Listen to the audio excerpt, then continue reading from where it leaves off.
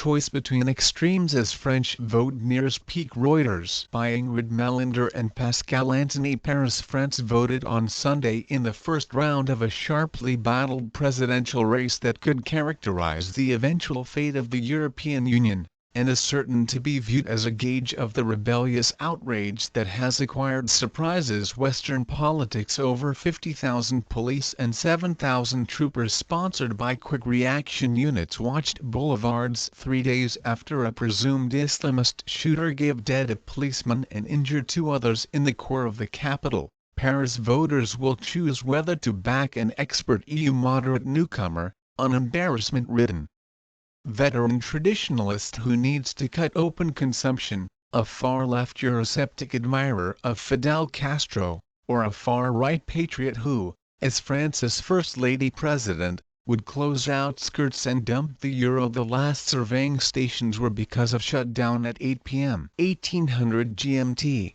and projections were probably going to give early pointers to the result soon after. The result will indicate whether the populist tide that saw Britain vote to leave the EU and Donald Trump chose leader of the United States is as yet rising, or beginning to ebb. But it additionally gives a decision between fundamentally extraordinary formulas for restoring a languid economy that slacks its neighbors, and where right around a fourth of under 25s have no job. A abnormal state of uncertainty added to the nervousness. Hanan Finidi, a 33-year-old budgetary venture administrator, was as yet uncertain as she touched base at a surveying station in Paris' 18th arrondissement. "I don't put stock in anybody, really. I haven't landed at any applicant specifically who could propel things," she said.